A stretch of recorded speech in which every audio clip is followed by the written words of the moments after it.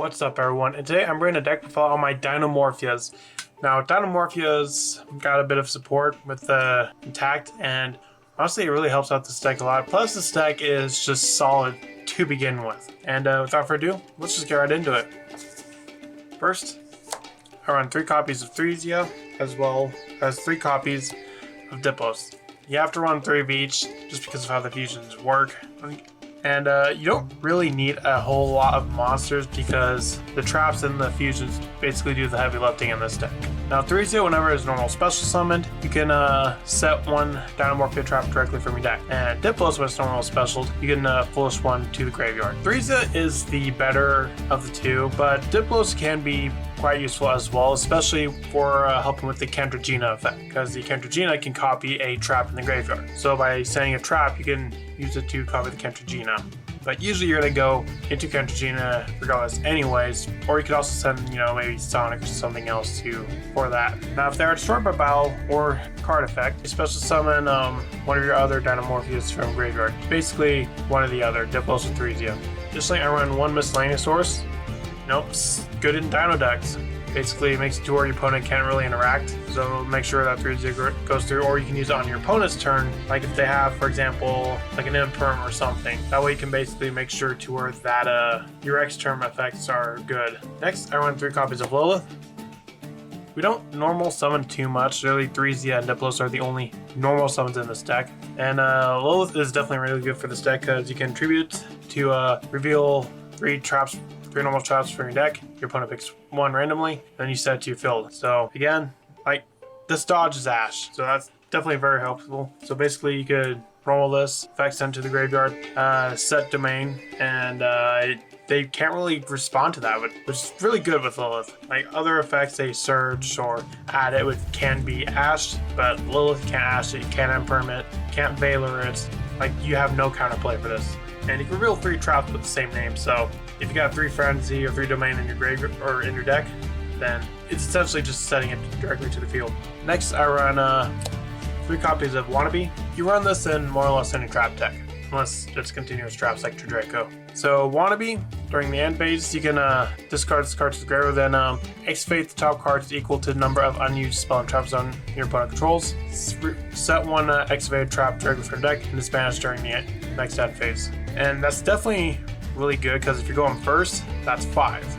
And when you're doing 5, you're probably going to hit at least 1 Dinomorphia trap, usually. And most of those traps you're going to use on that turn anyways, so you don't really have to worry about them getting banished. Again, it sets directly, it does not add. So, like Lilith, Ash doesn't work on this. And if you're going second, you can just do this on your opponent's end phase, and you can get, if you are lucky enough to reveal Domain or Frenzy, set to your field during your turn, you can fusion summons. So that's really good. Also run, speaking of 3 Ash, probably one of the best 10 traps in the game, although it usually pretty much always is. Now, obviously, this could be very format depending, like sometimes maybe you want Droll or Shifter. It really depends on the format, although we can't really play Shifter. Good, but you don't really need to. Next, for the spells, which we only run a total of 4, which is the 3 Dark Ruler and the 1 Called by the Grave. Dark Ruler for going second. Originally, I was running Evenly Matched over Dark Ruler as like my going second option, but I figured Dark Ruler is much better in this deck because Evenly Matched, if anything, it will force a negation out, which is good. But Dark Ruler, it can't be responded to. So let's say they have a field of, say, Baron to 4, Chaos Angel, and yeah, let's just say those 2. Dark Ruler, do your combos, then on their turn you can summon the Rex turn. So basically it's really good because like if you have Thresia or you want to activate a something, it can also really help. Of course, Call by the Grave, you want your plays to go through. In practice, when I was going against someone, I actually ran into an instance where they had a negate and an Ash in the hand and tried to Ash my Domain. And basically I used both the Call by and the Solemn Touch to make sure like my tap's going through, you can't do anything about it. Moving on to traps. I run 3 Frenzy, as well as 3 Domain. Very similar cards, kind of like the Welcome and Big Welcome Labyrinth or Labyrinth, where it's kind of the same effect, but with like 1 difference, so it's basically like you're running 6 copies of 1 card. Although Frenzy is in most cases better than Domain, although sometimes Domain can be better. So Frenzy, you can fusion summon 1 of your Dinomorphia fusions by using 1 monster from your deck, and one from your extra deck. So basically this one can get Rex Term out by itself. Whereas Domain, you have multiple steps to get to it.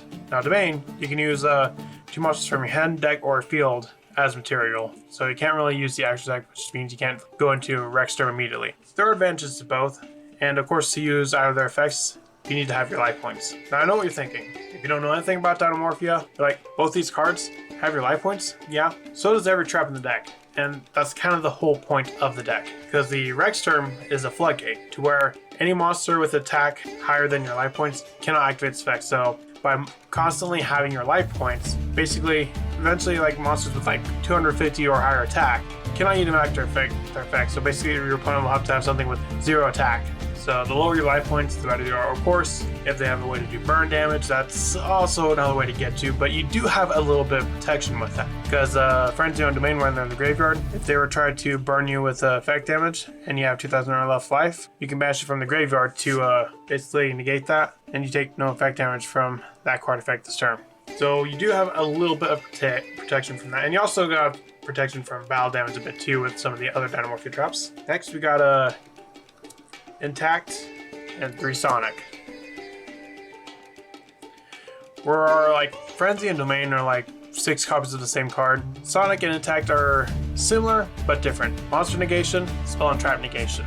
Now Sonic does have a bit of a downside to where you gotta destroy one Dinomorphia monster you control, which can suck depending on your board state. If you have like, let's say, all 3 fusions, then that's not really much of a downside, especially since Dinomorphias can like special summon a Dinomorphia monster from the graveyard when they're destroyed by battle or card effect. Although the levels do different. So like, for example, if you destroy the Rex Term, or if you destroy the Kentragina, you can't summon the Rex Term from the grave. Intact, you don't really have that cost. And Sonic and Intact are the ones that protect you from battle damage.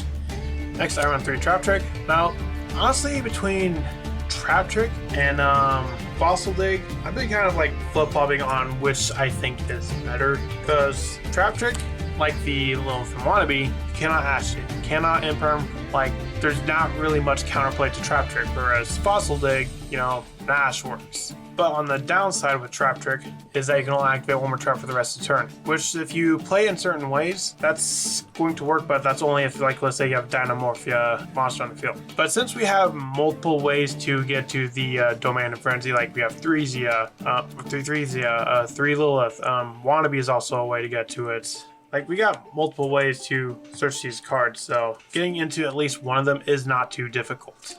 But I like it more for the fact that your opponent cannot really respond to it. And that's kind of where this deck's kind of built around. Although in the side, I do have 3 Fossil Dig, which I want to briefly go over the side because it does play a pretty big role other than just being a generic side deck. Next, 3 Imperm. No, pretty solid card. Also run 2 Solemn Judgment. Now, this is also one that I was running at 3, but I cut 1 copy for a Miscellaneous Source. Now, if you want to run like a 3rd Judgment and no Miscellaneous Source, that is an option. It's really kind of an either or. But the one reason why I like Miscellaneous Source is that you can also do it on your turn. For example, if you don't know, if you think your opponent has an Ash or something like that, and you don't want them, say, Imperming or Veiling 3 for example, Miscellaneous Source can protect that. Of course, Ash can stop Diplos. Judgment can't really do that on your turn. But the benefit with Judgment, kind of like it in the way as Trap Tricks, and Fossil Dig, your opponent's not going to know you have Judgment unless you set off Wannabe, so it's always going to come as a surprise. Whereas Miscellaneous Source, sometimes they may know if you add it through the Fossil Dig you have on the side, but personally I think 2-1 is pretty solid. I'm going to briefly mention the side deck. I got some generic stuff like Anti-Spell, Evenly, but and the 3rd Judgment. But another thing that I kind of have in there is I got like 3 Fossil Dig, 1 Tyranno, 1 Oviraptor, and 3 Evolution Bell. I don't have like 3 physically in my hand, but that's one thing I would be doing as sort of like a going second, or like in games 2 and 3, like you can side it in.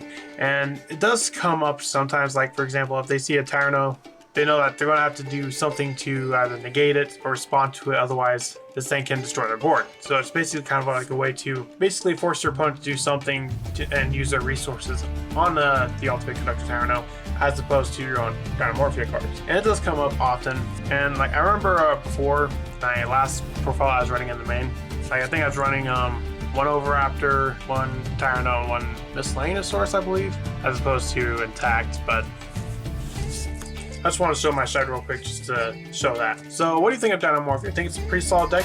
Let me know in the comments and I'll see you next time I make. Bye.